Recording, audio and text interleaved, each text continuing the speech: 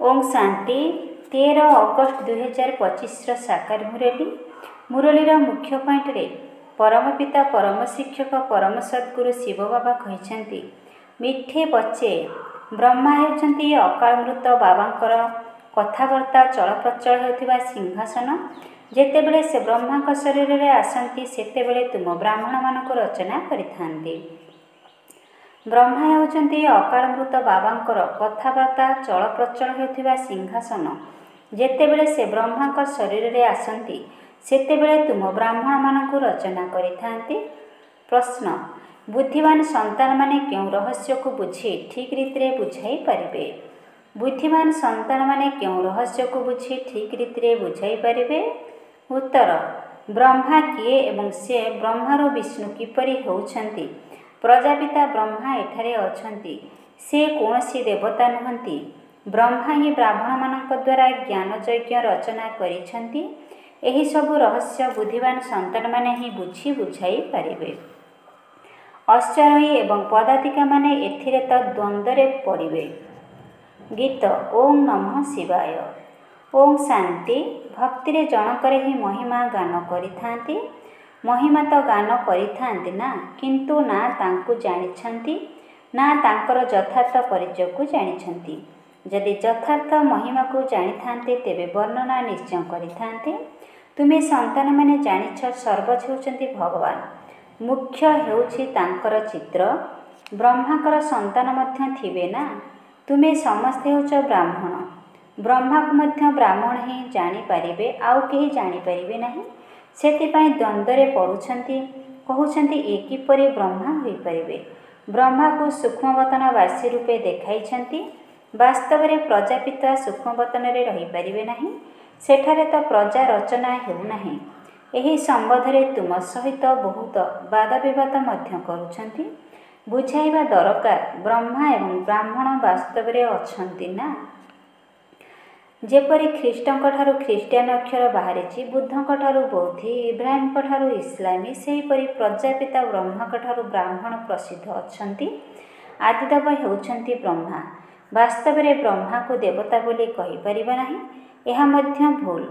जे निजको ब्राह्मण बोलाउछंती तांको पचारिबा दरकार ब्रह्मा केउठारू आसिले से कहार रचना ब्रह्मा को किए सृष्टि करिछंती ए कथा केबे केही कहि परिबे नाही जानि ही नाहंती। ए कथा मध्य तुमे माने जानिछ शिव बाबांकर जे रथ होइछंती जोथिरे से प्रवेश करिथांती एही होछि सेही आत्मा जे राजकुमार कृष्ण होइथिले। 84 जन्म परे ये आसी ब्रह्मा होइछंती।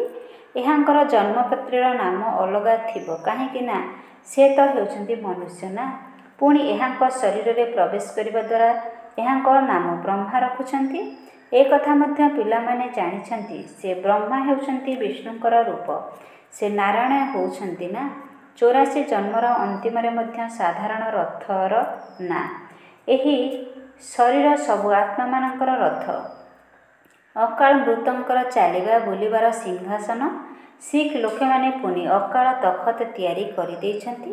तांको अकाल तखत कहउछंती। एठारू भ्रुकुटित हेउछि अकाल तखत। वास्तव में अकाल तखत समस्तंकर रहिछि। आत्मा माने समस्ते होछंती अकाल मृत।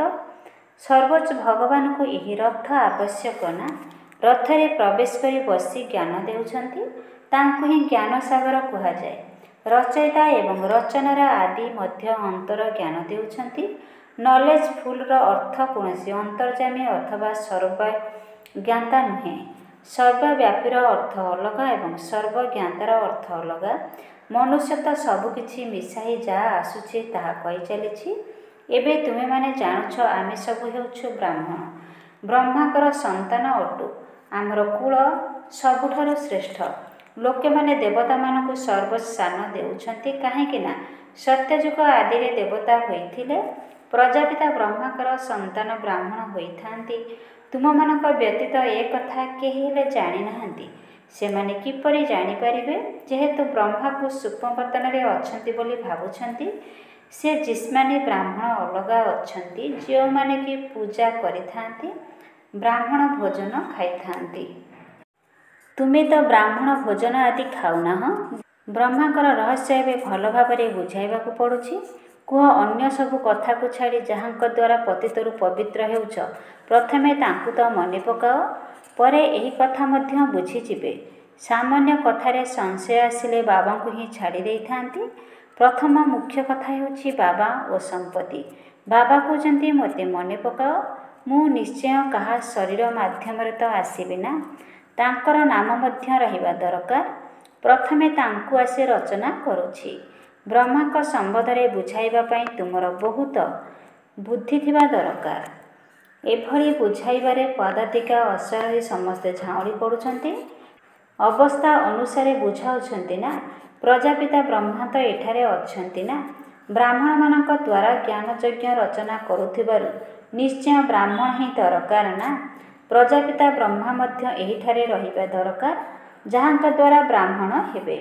ବ୍ରାହ୍ମଣମାନେ କହୁଛନ୍ତି ଯେ ଆମେ ମଧ୍ୟ ହେଉଛୁ ବ୍ରହ୍ମାଙ୍କର ସନ୍ତାନ, ଭାବୁଛନ୍ତି ପରମ୍ପରାରୁ ଆମର କୁଳ ଚାଲି ଆସିଛି। କିନ୍ତୁ ବ୍ରହ୍ମା କେବେ ଥିଲେ ସେ କଥା ଜଣା ନାହିଁ। ଏବେ ତୁମେ ବ୍ରାହ୍ମଣ ହେଉଛ। ବ୍ରହ୍ମାଙ୍କ ସନ୍ତାନ ହିଁ ବ୍ରାହ୍ମଣ। ସେମାନେ ତ ବାବାଙ୍କର କର୍ତ୍ତବ୍ୟକୁ ଜାଣି ହିଁ ନାହାନ୍ତି। ଭାରତରେ ପ୍ରଥମେ ବ୍ରାହ୍ମଣ ହିଁ ଥିଲେ। ବ୍ରାହ୍ମଣମାନଙ୍କର ହେଉଛି ସବୁଠାରୁ ଉଚ୍ଚ କୁଳ। ଲୌକିକ ବ୍ରାହ୍ମଣମାନେ ମଧ୍ୟ ଭାବନ୍ତି ଯେ ଆମର କୁଳର ଉତ୍ପତ୍ତି ନିଶ୍ଚୟ ବ୍ରହ୍ମାଙ୍କ ଠାରୁ ହୋଇଥିବ, କିନ୍ତୁ କିପରି କେବେ ଏହାକୁ ବର୍ଣ୍ଣନା କରିପାରିବେ ନାହିଁ। ତୁମେ ଜାଣୁଛ ପ୍ରଜାପିତା ବ୍ରହ୍ମା ହିଁ ବ୍ରାହ୍ମଣଙ୍କୁ ରଚନା କରୁଛନ୍ତି। ଯେଉଁ ବ୍ରାହ୍ମଣମାନଙ୍କୁ ହିଁ ପୁଣି ଦେବତା ହେବାକୁ ପଡ଼ିବ। ବ୍ରାହ୍ମଣମାନଙ୍କୁ ଆସି ବାବା ପଢ଼ାଉଛନ୍ତି। ବ୍ରାହ୍ମଣମାନଙ୍କର ରାଜତ୍ୱ ନାହିଁ। ବ୍ରାହ୍ମଣମାନଙ୍କର କୁଳ ଅଛି। ରାଜାରାଣୀ ହେଲେ ହିଁ ରାଜତ୍ୱ କୁହାଯିବ। ଯେପରି ସୂର୍ଯ୍ୟବଂଶୀ ଡିନାଇଷ୍ଟ। ତୁମ ବ୍ରାହ୍ମଣମାନଙ୍କ ମଧ୍ୟରେ କେହି ରାଜତ୍ୱ ହେଉନାହାନ୍ତି। ସେମାନେ ଯେଉଁ କହୁଛନ୍ତି ଯେ କୌରବ ଏବଂ ପାଣ୍ଡବମାନଙ୍କର ରାଜ୍ୟ ଥିଲା, ଉଭୟ ଭୁଲ। ଉଭୟଙ୍କର ତ ରାଜତ୍ୱ ନାହିଁ। ପ୍ରଜାଙ୍କର ପ୍ରଜା ଉପରେ ରାଜତ୍ୱ ଚାଲିଛି। ତାଙ୍କୁ ରାଜଧାନୀ କୁହାଯିବ ନାହିଁ। ମୁକୁଟ ହିଁ ନାହିଁ। ବାବା ବୁଝାଇଛନ୍ତି, ପ୍ରଥମେ ଭାରତରେ ଡବଲ ମୁକୁଟଧାରୀ ଥିଲେ, ପରେ ଗୋଟିଏ ମୁକୁଟ ହୋଇଗଲା। ବର୍ତ୍ତମାନ ତ ମୁକୁଟବିହୀନ ହୋଇଯାଇଛନ୍ତି। ଏହାକୁ ମଧ୍ୟ ଭଲ ଭାବରେ ସିଦ୍ଧ କରି ବତାଇବାକୁ ହେବ। ଯିଏ ଭଲ ଧାରଣାଯୁକ୍ତ ହୋଇଥିବେ ସେ ଭଲ ଭାବରେ ବୁଝାଇ ପାରିବେ। ବ୍ରହ୍ମାଙ୍କ ସମ୍ବନ୍ଧରେ ହିଁ ଅଧିକ କଥା ବୁଝାଇବାକୁ ପଡ଼ିଥାଏ। ବିଷ୍ଣୁକୁ ମଧ୍ୟ ଜାଣିନାହାନ୍ତି, ଏ କଥା ମଧ୍ୟ ବୁଝାଇବାକୁ ହେବ। ବୈକୁଣ୍ଠକୁ ବିଷ୍ଣୁପୁରୀ କୁହାଯାଉଛି, ଅର୍ଥାତ୍ ଲକ୍ଷ୍ମୀନାରାୟଣଙ୍କର ରାଜ୍ୟ ଥିଲା। କୃଷ୍ଣ ରାଜକୁମାର ହେଲେ ତ କହିବେ ନା, ମୋ ବାବା ହେଉଛନ୍ତି ରାଜା। ଏପରି ନୁହେଁ ଯେ କୃଷ୍ଣଙ୍କ ବାପା ରାଜା ହୋଇପାରିବେ ନାହିଁ। ଶ୍ରୀକୃଷ୍ଣଙ୍କୁ ରାଜକୁମାର କୁହାଯାଉଥିବାରୁ ନିଶ୍ଚୟ ରାଜାଙ୍କ ପାଖରେ ଜନ୍ମ ହେବେ। ସାହୁକାରଙ୍କ ପାଖରେ ଜନ୍ମ ନେଇଥିଲେ ତାଙ୍କୁ କ'ଣ ରାଜକୁମାର କୁହାଯାଇଥାନ୍ତା କି? ରାଜପଦ ଏବଂ ସାହୁକାରଙ୍କ ପଦ ମଧ୍ୟରେ ରାତ ଦିନର ଫରକ ରହିଛି। ଶ୍ରୀକୃଷ୍ଣଙ୍କର ପିତା ରାଜାଙ୍କର ନାମ ହିଁ ନାହିଁ। ଶ୍ରୀକୃଷ୍ଣଙ୍କ ନାମ କେତେ ପ୍ରସିଦ୍ଧ ଅଛି। ପିତାଙ୍କର ପଦ ଶ୍ରେଷ୍ଠ ବୋଲି କୁହାଯାଇ ପାରିବ ନାହିଁ। ତାହା ଦ୍ୱିତୀୟ ଶ୍ରେଣୀର ପଦ। ଯିଏ କେବଳ ନିମିତ୍ତ ହେଉଛନ୍ତି କୃଷ୍ଣକୁ ଜନ୍ମ ଦେବା ପାଇଁ। ଏପରି ନୁହେଁ ଯେ ସେ କୃଷ୍ଣଙ୍କ ଆତ୍ମାଠାରୁ ବେଶୀ ପଡ଼ିଛନ୍ତି। ନା, କୃଷ୍ଣ ହିଁ ପୁଣି ନାରାୟଣ ହୋଇଥାନ୍ତି। ବାକି ବାବାଙ୍କର ନାମ ହିଁ ଲୋପ ହୋଇଯାଇଥାଏ। ସେ ନିଶ୍ଚିନ୍ତ ବ୍ରାହ୍ମଣ, କିନ୍ତୁ ପାଠପଢ଼ାରେ ଶ୍ରୀକୃଷ୍ଣଙ୍କ ଠାରୁ କମ୍ ଅଛନ୍ତି। ଶ୍ରୀକୃଷ୍ଣଙ୍କ ଆତ୍ମା ନିଜ ବାପାଙ୍କ ଠାରୁ ମଧ୍ୟ ଅଧିକ ପଢ଼ିଛନ୍ତି। ସେଥିପାଇଁ ତ ତାଙ୍କର ଏତେ ନାମ ପ୍ରସିଦ୍ଧ ରହିଛି। କୃଷ୍ଣଙ୍କର ପିତା କିଏ ଥିଲେ ଏ କଥା ଯେପରି କାହାକୁ ଜଣା ହିଁ ନାହିଁ। ଆଗକୁ ଗଲେ ଜଣା ପଡ଼ିବ। ଏହିଠାରୁ ତ ଶିକ୍ଷା ନେଇଥିବେ ନା। ରାଧାଙ୍କର ମଧ୍ୟ ବାପା ମା ତ ଥିବେ ନା, କିନ୍ତୁ ତାଙ୍କଠାରୁ ରାଧାଙ୍କର ନାମ ଅଧିକ ପ୍ରସିଦ୍ଧ କାହିଁକି? ନା, ମା ବାପ କମ୍ ପାଠ ପଢ଼ିଛନ୍ତି। ରାଧାଙ୍କ ନାମ ତାଙ୍କଠାରୁ ଉଚ୍ଚ ହୋଇଯାଇଥାଏ। ଏହା ହେଉଛି ପ୍ରାଞ୍ଚଳ ପିଲାମାନଙ୍କୁ ବୁଝାଇବା ପାଇଁ। ସମସ୍ତ ଆଧାର ପାଠପଢ଼ା ଉପରେ ରହିଛି। ବ୍ରହ୍ମାଙ୍କ ସମ୍ବନ୍ଧରେ ବୁଝାଇବା ନିମନ୍ତେ ମଧ୍ୟ ବୁଦ୍ଧି ଦରକାର। ସେହି କୃଷ୍ଣଙ୍କର ଆତ୍ମା ହିଁ 84 ଜନ୍ମ ନେଉଛନ୍ତି। ତୁମେ ମଧ୍ୟ 84 ଜନ୍ମ ନେଉଛ। ସମସ୍ତେ ତ ଏକାଠି ଆସିବେ ନାହିଁ। ଯିଏ ପାଠପଢ଼ାରେ ପ୍ରଥମ ହେଉଛନ୍ତି, ସତ୍ୟଯୁଗରେ ମଧ୍ୟ ସେ ପ୍ରଥମେ ଆସିବେ। କ୍ରମାନ୍ୱୟରେ ତ ଆସୁଛନ୍ତି ନା। ଏହା ବହୁତ ସୂକ୍ଷ୍ମ କଥା। ଯାହାଙ୍କର ସ୍ୱଚ୍ଛ ବୁଦ୍ଧି ହୋଇନଥିବ ସେମାନେ ତ ଧାରଣା କରିପାରିବେ ନାହିଁ। କ୍ରମାନ୍ୱୟରେ ଧାରଣା କରିଥାନ୍ତି। ତୁମର କ୍ରମାନ୍ୱୟରେ ବଦଳି ହେଉଛି। କେତେ ବଡ଼ ଲମ୍ବା ଧାଡ଼ି ଲାଗିବ। ଯେଉଁମାନେ ପଛ ଆଡ଼କୁ ଯିବେ କ୍ରମାନୁସାରେ ନିଜ ନିଜର ସ୍ଥାନରେ ଯାଇ ନିବାସ କରିବେ। ସମସ୍ତଙ୍କ ପାଇଁ ସ୍ଥାନ ନିର୍ଦ୍ଦିଷ୍ଟ ରହିଛି। ଏହା ବହୁତ ଆଶ୍ଚର୍ଯ୍ୟଜନକ ଖେଳ, କିନ୍ତୁ କେହି ହେଲେ ବୁଝୁନାହାନ୍ତି। ଏହାକୁ କଣ୍ଟାର ଜଙ୍ଗଲ କୁହାଯାଉଛି। ଏଠାରେ ସମସ୍ତେ ପରସ୍ପରକୁ ଦୁଃଖ ଦେଉଛନ୍ତି। ସେଠାରେ ତ ସ୍ୱାଭାବିକ ଭାବେ ସୁଖ ରହିବ। ଏଠାରେ ହେଉଛି କୃତ୍ରିମ ସୁଖ। ବାସ୍ତବରେ ସୁଖ ଏକମାତ୍ର ବାବା ହିଁ ଦେଇପାରିବେ। ଏଠାରେ କାଗବିଷ୍ଟା ସମାନ ସୁଖ ରହିଛି। ଦିନକୁ ଦିନ ସଂସାର ତମପ୍ରଧାନ ହୋଇ ଚାଲିଛି। ଏଠାରେ କେତେ ଦୁଃଖ ରହିଛି। କହୁଛନ୍ତି ବାବା, ମାୟାର ତୁଫାନ ବହୁତ ଆସୁଛି। ମାୟା ଭ୍ରମରେ ପକାଇ ଦେଉଛି। ବହୁତ ଦୁଃଖର ଅନୁଭବ ହେଉଛି। ସୁଖଦାତା ବାବାଙ୍କର ସନ୍ତାନ ହୋଇ ମଧ୍ୟ ଯଦି ଦୁଃଖର ଅନୁଭବ ହେଉଛି, ତେବେ ବାବା କହୁଛନ୍ତି ପିଲାମାନେ, ଏହା ତୁମର ବହୁତ ବଡ଼ କର୍ମଭୋଗ। ବାବା ମିଳିଥିବାରୁ ଦୁଃଖର ଅନୁଭବ ହେବା ଅନୁଚିତ। ଯାହା କିଛି ପୁରୁଣା କର୍ମଭୋଗ ଅଛି ତାକୁ ଯୋଗବଳ ଦ୍ୱାରା ଚୁକ୍ତ କର। ଯଦି ଯୋଗବଳ ନଥିବ ତେବେ ଦଣ୍ଡ ଭୋଗୀ ଚୁକ୍ତ କରିବାକୁ ପଡ଼ିବ। ଦଣ୍ଡ ସାଥେ ଜୋରିମାନା ଭଲ କଥା ନୁହେଁ। ଭଲ ଭାବେ ପୁରୁଷାର୍ଥ କରିବା ଦରକାର, ନଚେତ ପୁଣି ଟ୍ରିବ୍ୟୁନାଲ ବସିବ। ପ୍ରଜା ତ ଢେର ଅଛନ୍ତି। ସେମାନେ ତ ଡ୍ରାମା ଅନୁସାରେ ଗର୍ଭ ଜେଲରେ ବହୁତ ଦଣ୍ଡ ଭୋଗ କରିଥାନ୍ତି। ଅଶୁଦ୍ଧ ଆତ୍ମାମାନେ ବହୁତ ଭଟୁକିଥାନ୍ତି ମଧ୍ୟ। କେହି କେହି ଆତ୍ମା ବହୁତ କ୍ଷତି କରିଥାନ୍ତି।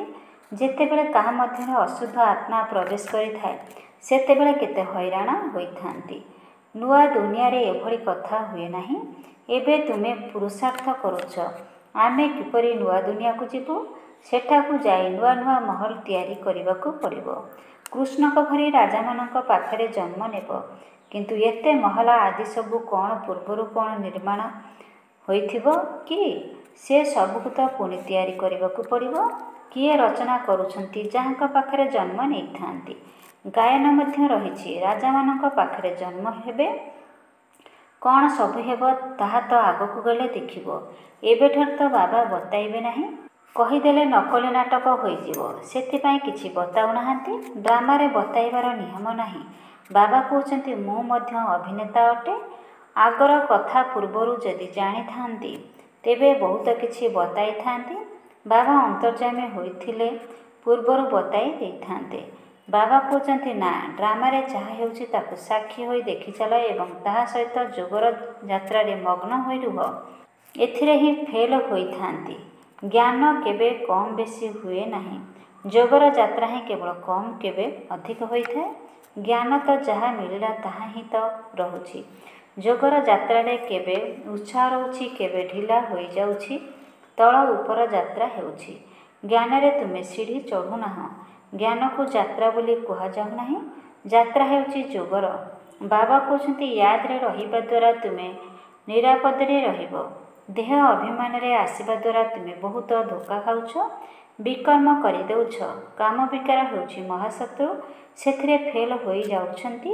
ବାବା କ୍ରୋଧ ଆଦିର କଥା ଏତେ କହୁନାହାନ୍ତି। ଜ୍ଞାନ ଦ୍ୱାରା ହେଉଛି ସେକେଣ୍ଡରେ ଜୀବନ ମୁକ୍ତି ହେଉଛି। ନଚେତ ଏପରି ବି କୁହାଯାଏ, ସାଗରକୁ କାଳି ବନାଅ, ତଥାପି ଭଗବାନଙ୍କ ମହିମା ସମ୍ପୂର୍ଣ୍ଣ ହେବ ନାହିଁ। ନଚେତ କେବଳ କୁହାଯାଉଛି ଅଲଫକୁ ମନେ ପକାଅ। ୟାଦ କରିବା କାହାକୁ କୁହାଯାଏ, ଏ କଥା କ'ଣ ଜାଣିଛନ୍ତି କି? କହୁଛନ୍ତି କଳିଯୁଗରୁ ଆମକୁ ସତ୍ୟଯୁଗକୁ ନେଇଚାଲ। ପୁରୁଣା ଦୁନିଆରେ କେତେ ଦୁଃଖ ରହିଛି। ଦେଖୁଛ ବର୍ଷାରେ କେତେ ଘର ଭାଙ୍ଗି ପଡ଼ୁଛି, କେତେ ବୁଡ଼ି ଯାଉଛନ୍ତି। ବର୍ଷା ଆଦି ଏସବୁ ପ୍ରାକୃତିକ ବିପର୍ଯ୍ୟୟ ମଧ୍ୟ ହେବ। ଏସବୁ ଅଚାନକ ହୋଇଯିବ। କୁମ୍ଭକର୍ଣ୍ଣ ନିଦ୍ରାରେ ଶୋଇ ରହିଛନ୍ତି। ବିନାଶ ସମୟରେ ଜାଗ୍ରତ ହେଲେ କ'ଣ କରିପାରିବେ? ମରିଯିବେ। ଧରିତ୍ରୀ ମଧ୍ୟ ଜୋରରେ ହଲିବ। ତୁଫାନ ବର୍ଷା ଆଦି ସବୁ ହେବ। ବମ୍ ମଧ୍ୟ ପକାଇବେ। କିନ୍ତୁ ଏଠାରେ ପୁଣି ଗୃହଯୁଦ୍ଧ ମିଶିଯିବ। ରକ୍ତ ନଦୀର ଗାୟନ ରହିଛି। ଏଠାରେ କେତେ ମାଡ଼ପିଟ ହେଉଛି। ପରସ୍ପର ଉପରେ କେସ୍ କରିଚାଲିଛନ୍ତି। ସେମାନେ ଲଢ଼ିବେ ମଧ୍ୟ ନିଶ୍ଚୟ। ସମସ୍ତେ ହେଲେ ପିତୃହୀନ। ତୁମେ ବାବାଙ୍କର ହେଉଛ। ତୁମକୁ କୌଣସି ଲଢ଼େଇ ଆଦି କରିବାର ନାହିଁ। ବ୍ରାହ୍ମଣ ହେବା ଦ୍ୱାରା ତୁମେ ବାବାଙ୍କର ହୋଇଗଲ। ବାପା ଅଥବା ପତିଙ୍କୁ ଧନୀ ବୋଲି କୁହାଯାଏ। ଶିବ ବାବା ତ ହେଉଛନ୍ତି ପତିତମାନଙ୍କର ପତିରି। ନିର୍ବନ୍ଧ ହୋଇଗଲେ ତ କହିଥାନ୍ତି ଆମେ ଏପରି ସ୍ୱାମୀଙ୍କ ସହିତ କେବେ ମିଶିବୁ। ଆତ୍ମାମାନେ କହୁଛନ୍ତି ଶିବ ବାବା, ଆମେ ତ ଆପଣଙ୍କର ସହ ନିର୍ବନ୍ଧ କରିସାରିଛୁ। ଏବେ ଆପଣଙ୍କ ସହିତ ଆମେ କିପରି ମିଶିବୁ? କେହି ତ ସତ୍ୟ ଲେଖୁଛନ୍ତି, କେହି ତ ବହୁତ ଲୁଚାଉଛନ୍ତି।